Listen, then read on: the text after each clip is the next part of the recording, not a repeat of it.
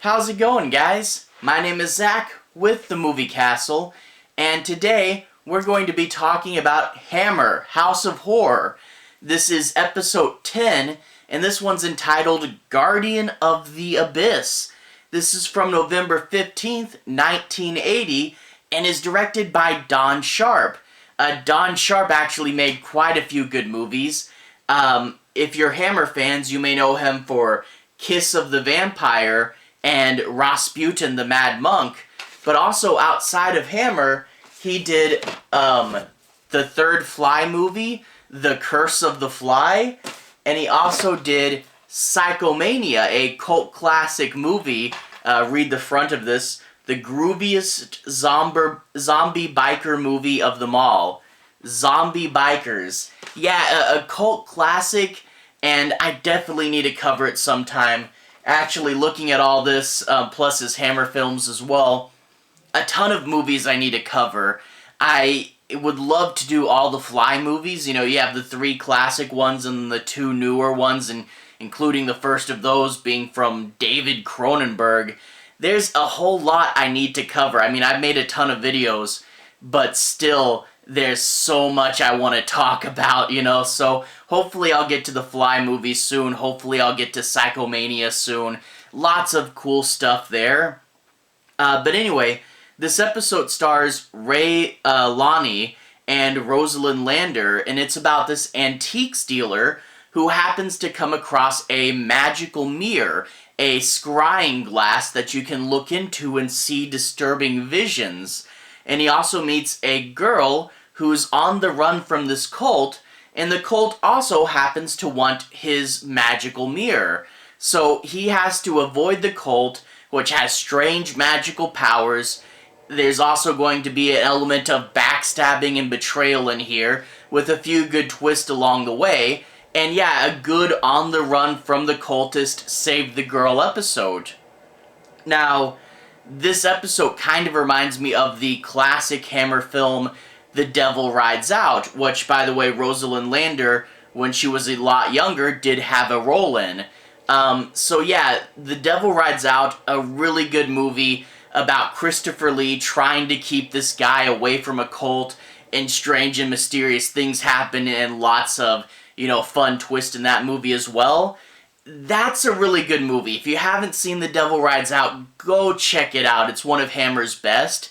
Now, obviously, this episode is not near as good as The Devil Rides Out, but then again, yeah, of course, this is 1980s British TV, and the budget does factor into that some, you know? You get the mirror effect, which is a superimposed shot on top of the mirror, and yeah, kind of old-timey, almost Star Trek-esque special effects. So yeah, they couldn't pull off the crazy and extreme things like the circle sequence from The Devil Rides Out. We don't get anything near that big here. And yeah, I do wish it had a bigger budget so we could pull off more of the fantastical, magical elements, and maybe that would have helped the cult have a better sense of identity and uniqueness. But as it stands, even though it's obviously not as good as one of Hammer's classic movies, it's still a really good episode. Not the best of the show, but still a really good one, you know, and I do wish they could do more, but as it stands, what they could do with just the human element, and the whose side is who on, and where are the MacGuffins, you know, they do a lot with this episode, and it is a pretty good episode. It definitely is in the higher half of the series, and overall, I really did like it. Lots of fun little twist here, you know? Anyway, without further ado, let's go ahead and talk a bit about the plot. I'm not going to be doing any major spoilers. I do want you guys to have a basic understanding as to what this episode's about, and I do want to analyze it. I'll just be avoiding the end bits. Anyway, we open up in the pre-credits sequence with this girl about to be sacrificed. She looks into the scrying glass, and what she sees there is so terrible that it drives her insane, thus failing the ritual. So now the cult needs someone else, and they have to go find that. After the credits, we meet the main character. He's this guy. He's an antiques dealer, and he's at an auction with one of his antiques dealer friends, and she goes on about her zodiac signs. she's won a bunch of stuff that she knows that she has a buyer for, and she said, just like my horoscope said, it's my lucky day. And she's a pretty interesting side character, you know, having all these things like wanting to get into people's heads and understanding how they tick. Yeah, it's a lot of talk about astrology, but she's still really developed for a side character. And she says, my horoscope says it's my lucky day, let's stick around and try to press my luck. And she buys a lot of stuff from an occultist. You know, he died and this is his belongings, and it seems to be mostly junk, but in there she finds another scrying glass. Now, one thing with this episode is this scrying glass looks just like the one the cult already has, and it's supposed to be an older, more powerful scrying glass. I wish they had made it look different and more special and scarier, you know? And as it stands, they look exactly the same, and you're like, why does the cult need this other one? They say it's more powerful, but they look exactly alike. You know, and it also, the first time you watch it, you're like, wait, did the cult lose their old scrying glass or something? But no, this is a different one. I just wish they had made it look different and scarier, you know? Made this be the big scrying glass. But anyway, one of their friends, another dealer, sees the mirror and he's like, oh, hey, that looks interesting. I'll offer you £5 for it.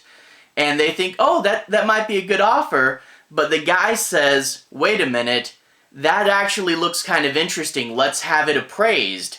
And after he says, let's have it appraised, the guy jumps to £50 and they say, whoa, whoa, you just did 10 times your original price. Why do you want it so bad? And yeah, the dude kind of comes off as pretty obvious.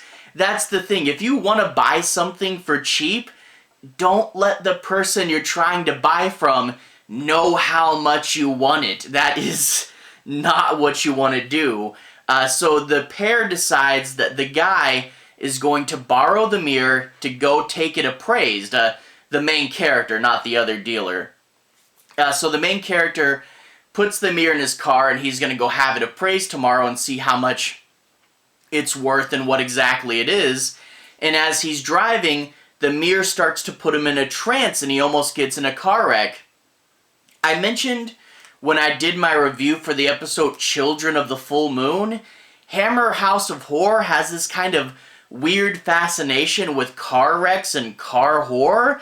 About half the episodes of this show have some sort of scary car scene, and it's, yeah, this is another one of those. He almost hits this girl who's on the run, and she gets in his car, and he takes her back to his house, and we find out that this girl is the new girl that was chosen to be the new sacrifice for the Corazon Society that she escaped from.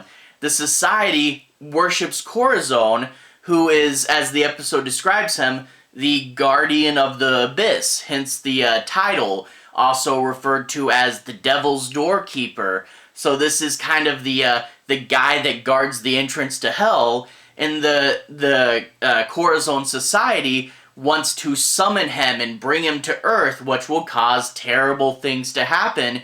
But so far, they've been unsuccessful, and you get to see in this episode that they talk all about the past and learning about the cult and learning about how every time they've tried it, people have either died or gone mad, so there's a good element of history here.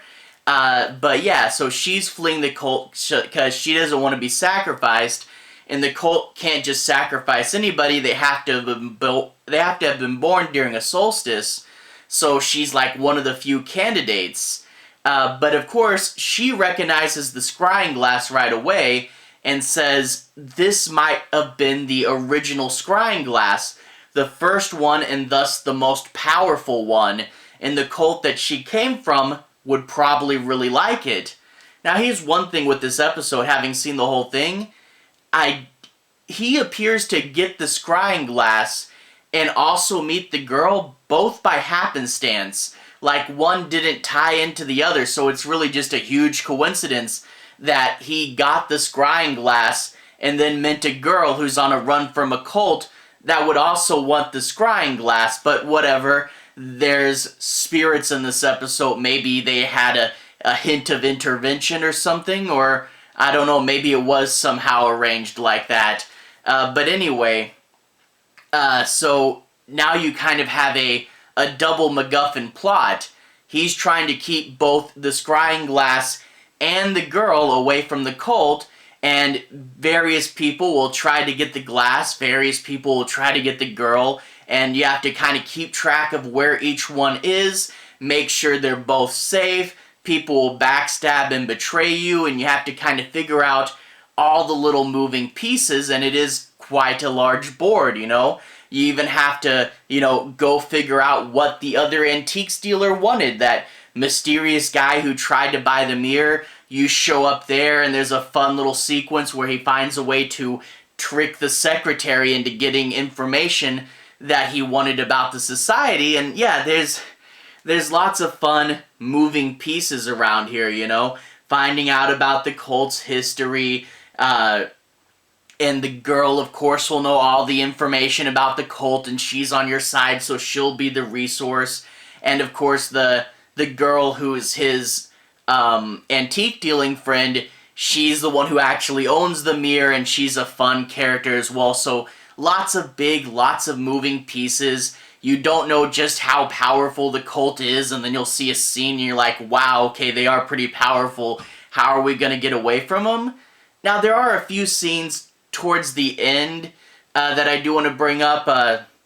No major spoilers, but there's one scene with some voodoo dolls that, while it does illustrate the cult's power and does have some horror behind it that way, the voodoo doll scene was kind of cheesy, you know, with the cult leader grabbing the voodoo dolls and making them do what he wants them to do. A little on the cheesier side. But also, these voodoo dolls are very reminiscent of the voodoo doll prop from episode 1, Witching Time.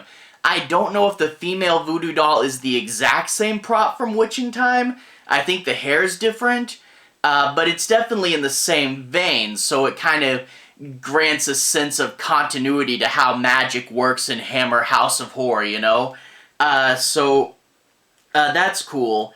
But also, when the twist is revealed, and no major spoilers, it's one of those twists where you're like, okay, that's cool, that's clever, but then you look back at all the pieces and you're like, does every piece really work to support this?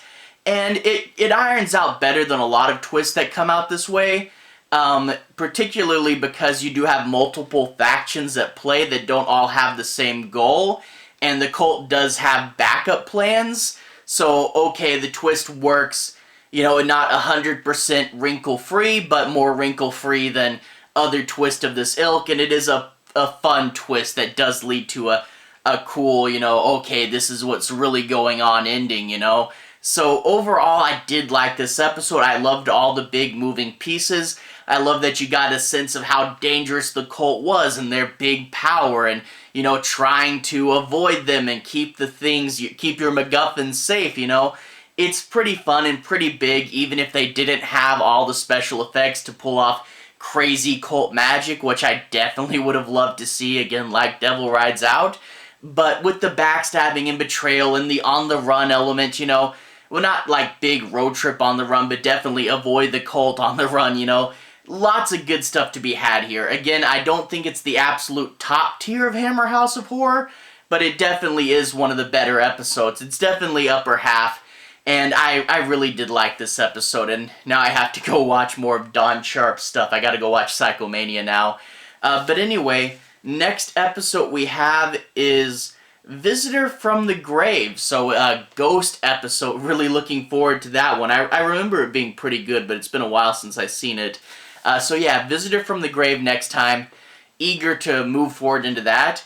Anyway, to everyone who's watched so far, thank you for watching. To everyone who's liked and subscribed, thank you. You're really, really helping the channel out. I'll leave a relevant playlist on the bottom. This should be my Hammer playlist. If you guys want to see me talk about, I've done a lot of the classic monsters. I've done a lot of Hammer's newer movies, like The Resident and The Lodge. I've even, I've done every past episode of this show, so If you want to see me talk about episodes 1 through 9, you can find them in this playlist as well. Anyway, have a good day. I'll see you guys again very, very soon. Hammer playlist on the bottom. Have a good day now.